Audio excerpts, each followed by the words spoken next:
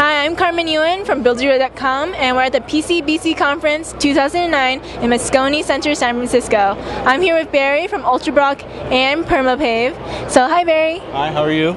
Good. So, what are these two companies about? We have two separate companies here. One we do is a retaining wall block. It's called Ultrablock, and it's a 2.5 by 2.5 by 5 foot square or rectangular block that weighs a little over 2 tons apiece. The other product that we make here is a 12-inch by 12-inch by 2-inch permeable paver product that we make in Vancouver, Washington. So how are these products actually green or sustainable for the environment?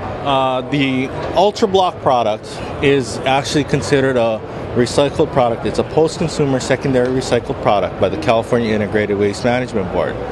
The paver product is considered green in that it not only uses natural stone, but it also helps with the pervious surface area that is so important today and with respect to stormwater runoff and so on and so forth.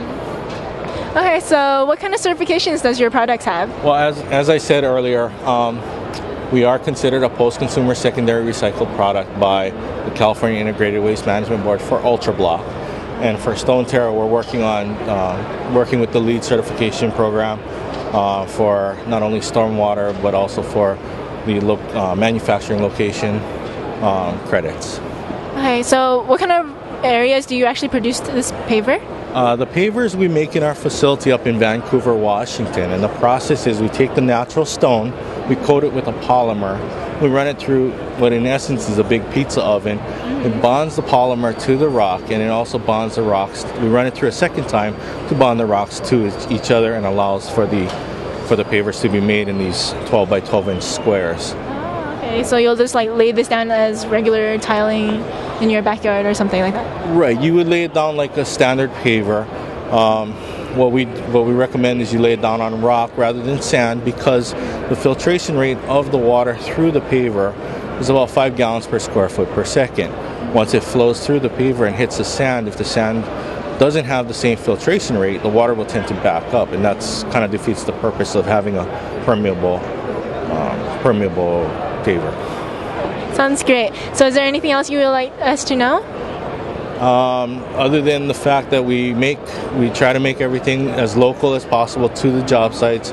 Obviously for the Ultrablock, because of the size and the weight, each block weighs a little over 2 tons apiece. We work with concrete companies, and we have about 65 locations in about 6 states. With respect to the permeable pavers, we make them in Vancouver, Washington. We can actually drop ship it to wherever your location is that way. All right, that's great. So thank you so much for interviewing with us. Well, thank you. I appreciate it. Thanks for taking the time.